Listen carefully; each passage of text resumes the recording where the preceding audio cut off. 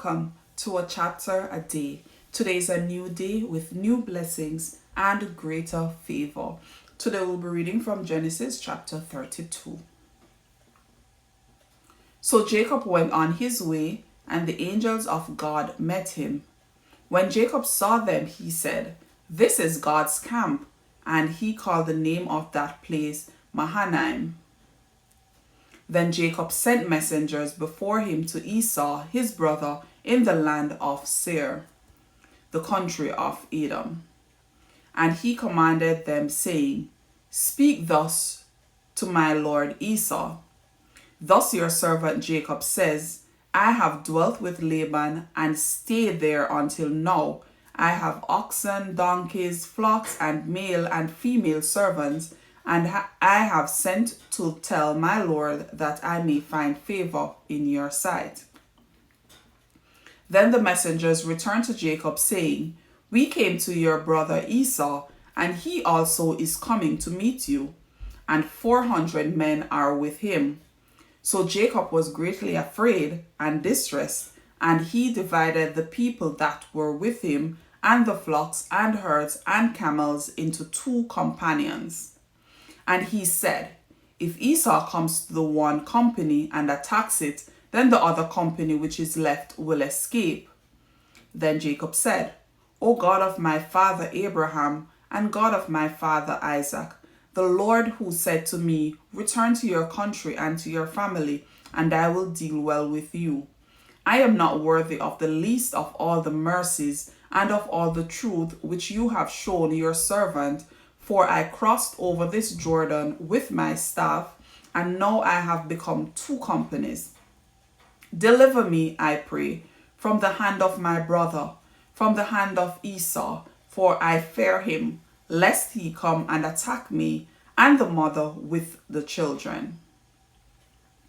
For you said, I will surely treat you well, and make your descendants as the sand of the sea, which cannot be numbered for multitude."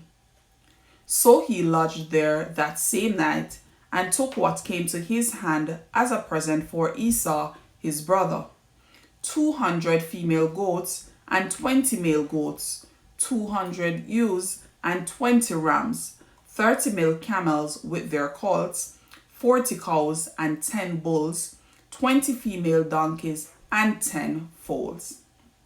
Then he delivered them to the hand of his servant, every drove by itself, and said to his servants, "Pass over before me and put some distance between successive droves." And he commanded the first one, saying, "When Esau my brother meets you and asks you, saying, 'To whom do you belong, and where are you going? Whose are these in front of you?' you shall say, 'They are your servant Jacob's. It is a present sent to my lord Esau, and behold, he also is behind us.'" So he commanded the second, the third, and all who followed the droves, saying, "In this manner you shall speak to Esau, and when you find him, and also say, 'Behold, your servant Jacob is behind us.'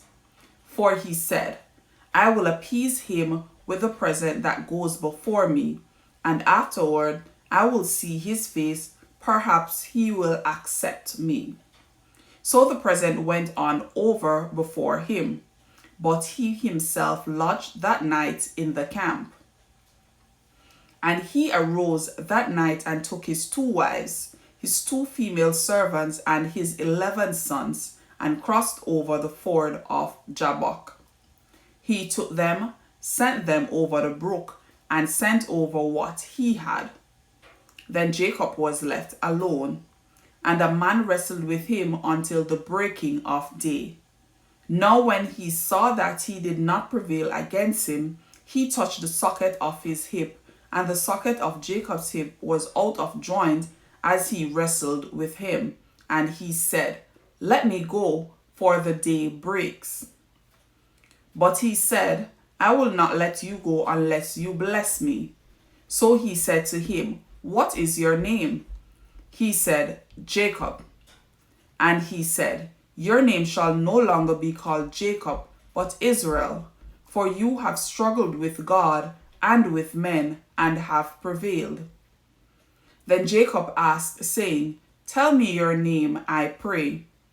And he said, Why is it that you ask about my name? And he blessed him there. So Jacob called the name of the place Peniel, for I have seen God face to face, and my life is preserved. Just as he crossed over Penuel, the sun rose on him, and he limped on his hip. Therefore, to this day, the children of Israel did not eat the muscle that shrank, which is on the hip socket, because he touched the socket of Jacob's hip in the muscle that shrank. Here endeth the reading of God's holy word. So we just read Genesis chapter 32, which the story is getting so much more interesting. So we saw where Jacob returned to his homeland after 20 years away, and his encounter with his twin brother Esau. So Jacob was afraid that Esau would have sought revenge. And of course, he had to be afraid because of what he had done to Esau. So first, he basically tricked Esau into selling his birthright. In previous chapter, that is, and he also cheated Esau out of his father's blessing with the help of his mother. And then he fled from Esau because Esau wanted to kill him for what he had done to him. So he fled from Esau to his uncle Laban. So this is where he left Laban back to his house, his home, where he now has to face Esau.